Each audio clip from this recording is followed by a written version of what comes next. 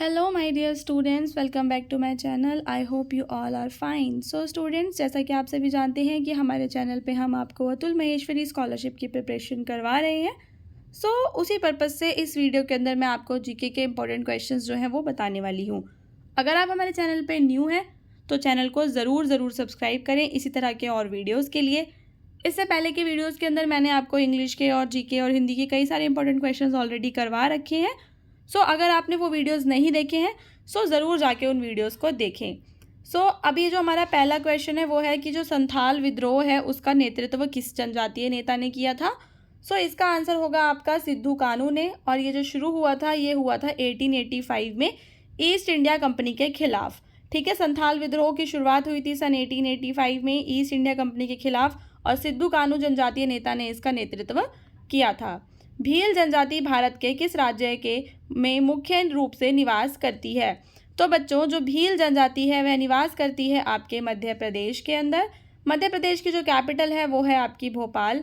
कौन सी जनजाति को रानी गाइडिनल्यू के नेतृत्व में औपनिवेशिक शासन के खिलाफ लड़ाई के लिए जाना जाता है? तो नागा जनजाति को जाना जाता है। ठीक है, रानी गाइडिनल्यू वहाँ उन्होंने उसका नेतृत्व किया था। टोना टोटका और जादू टोना जैसी प्रथाएं किस जनजाति में व्यापक रूप से पाई जाती हैं? इसमें आपके पास ऑप्शन है संथाल, भील, हो और मुंडा। स्टूडेंट्स, इसका आंसर है आपका मुंडा जनजाति। उसके बाद जो आपका नेक्स्ट क्वेश्चन है वो है क्वेश्चन नंबर 5। काको पत्थर विद्रोह 1990 के दशक में किस भारतीय राज्य में एक प्रमुख जातीय आंदोलन था? ठीक है, यहाँ पे आपके पास ऑप्शन है छत्तीसगढ़, असम, झारखंड और मणिपुर। इसका आंसर क्या होगा आपका? इसका आंसर होगा आपका असम दिया हुआ है। ठीक है, ओके स्टूडेंट्स, चलो अब चलते हैं नेक्स्ट क्वेश्चन पे। नागालैंड की सबसे बड़ी जनजाति कौन सी है? इसका आंसर है आपका कोन्याक जनजाति। ठीक है, स्टूडेंट्स, नागालैंड की सबसे बड़ी जनजाति है हमारी कोन्याक जनजाति। ठीक है, कोन्याक लोगों के बारे में अगर आपको कुछ भी इंफॉर्मेशन है आप बता सकते हैं कमेंट्स के अंदर। सबसे बड़ी जनजाति है, उसके बाद वहाँ पे और भी जनजातियाँ हैं जैसे कि आओस, तंगखुल, सेमास, ये भी वहाँ पे जनजातियाँ हैं। ठीक है, और उसके अलावा अगर पूरे भारत का पूछा जाए क्वेश्चन में कि सबसे बड़ी जनजाति भारत में कौन सी है, तो उसका आंसर आपको बताना है भील जनजाति। जो भील है वो भारत की सबसे बड़ी जो आदिवासी समूह है वो है। ठीक है, चलिए कोन्यांक आपको याद कर लेना है। धनगढ़ी विद्रोह किस राज्य के धनगढ़ जनजाति द्वारा ब्रिटिश शासकों के खिलाफ किया गया था? तो धनगढ़ी जो विद्रोह है वह किया गया था महाराष्ट्र में। गोंड जनजाति के प्रमुख त्योहार, ऑप्शन है कर्मा, होली, दीपावली या हल्ली। आंसर क्या होगा? कर्मा होगा। भारत की किस जनजाति में घोटुल एक सांस्कृतिक और सामाजिक संस्था है?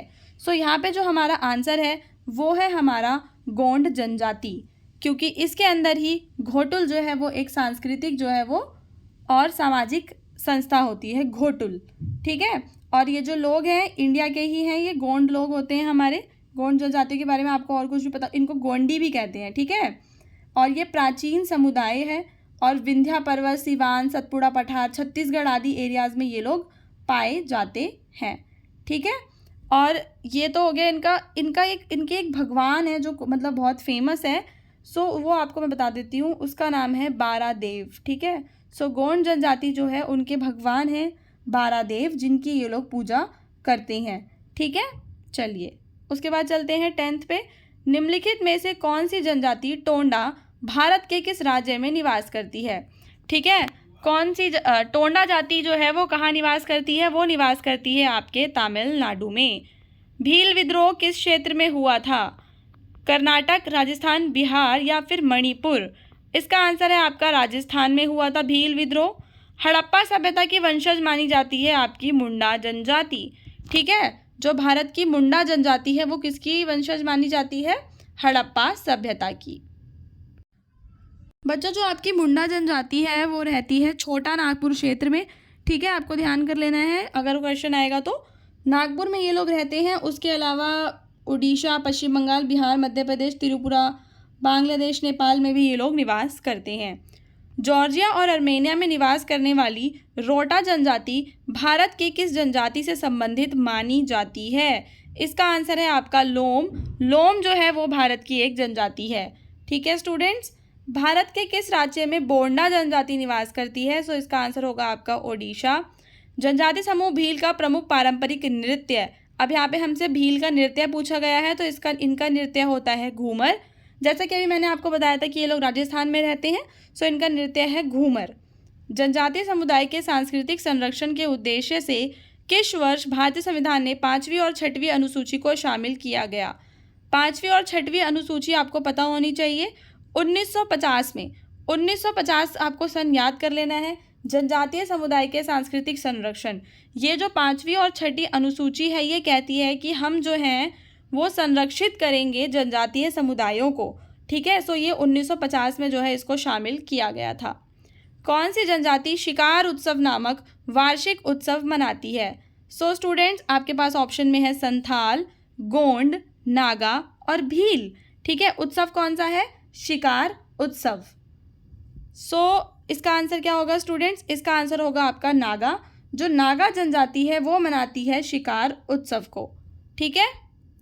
देन टोटेमिज्म, टोटेमिज्म किस जनजातीय धर्म का एक प्रमुख घटक है? सो इसका आंसर क्या होगा? इसका आंसर है आपका संथाल। टोटेमिज्म जो है वो संथाल जनजाति का एक प्रमुख घटक है। टोटेमिज्म का मतलब क्या है?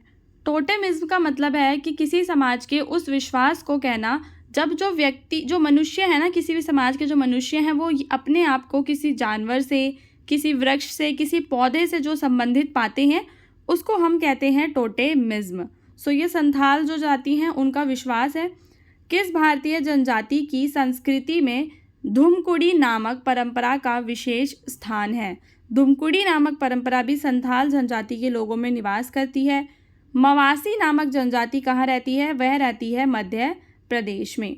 ओके स्टूडेंट्स, अब चलते हैं हमारे नेक्स्ट क्वेश्चन पे, जो कि आपके भारतीय संविधान से रिलेटेड हैं कि भारतीय संविधान की 8वीं अनुसूची में वर्तमान में कितनी भाषाओं को शामिल किया गया है? अभी कितनी भाषाएं हैं भारतीय संविधान की 8वीं अनुसूची में? तो इसका आंसर है आपका 22 भाषाएं, ठीक है। देन संस्कृत भाषा किस भाषा परिवार से संबंधित है? संस्कृत भाषा द्रविड़, इंडो आर्यन, तिब्बत बर्मी या मुंडा, इन चारों में से किससे संबंधित है? सो इसका आंसर होगा आपका इंडो आर्यन। भारत की कौन सी भाषा को अर्ध तत्सम और तत्सम शब्दों से विभाजित किया गया है?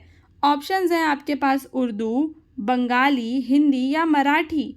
सो स्टूडेंट्स, इसका जो आंसर है वो है आपका हिंदी। निम्नलिखित में से कौन सी भाषा तमिलनाडु की आधिकारिक भाषा है और 8वीं अनुसूची में भी जो है वो सम्मिलित है?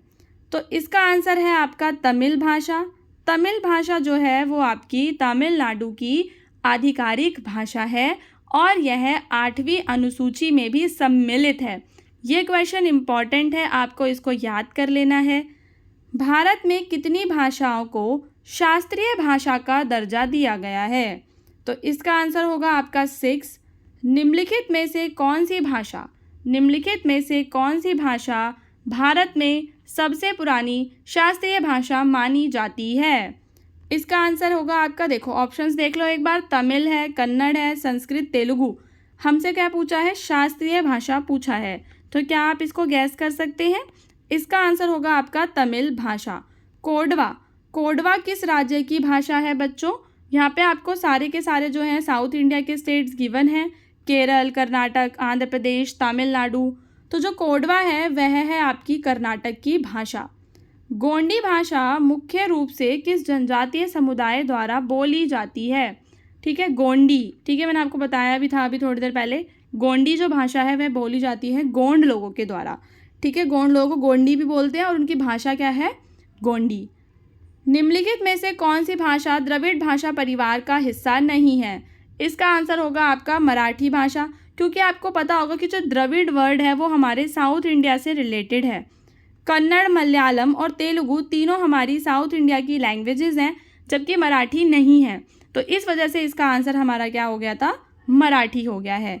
चलते हैं तिब्बती बर्मी भाषा परिवार में, ठीक है, कौन सी भाषा सम्मिलित है? ऑप्शन है आपके पास असमिया, मिज़ो, बंगाली और लास्ट ऑप्शन क्या है? उड़िया। तो इसका आंसर है आपका मिज़ो। सो स्टूडेंट्स, आप हमें टेलीग्राम पे और व्हाट्सएप पे ज्वाइन कर सकते हैं, ठीक है। आपको वहाँ पे जो पीडीएफ्स हैं इन वीडियोस के वो भी मिल जाएंगे। अब चलते हैं हमारी भारत की पर्वत श्रृंखलाओं से रिलेटेड क्वेश्चंस में, जिसमें हमारा पहला क्वेश्चन है कि भारत की किस पर्वत श्रृंखला को भारत का जल विभाजन भी कहा जाता है। तो वह है आपकी सतपुड़ा पर्वतमाला।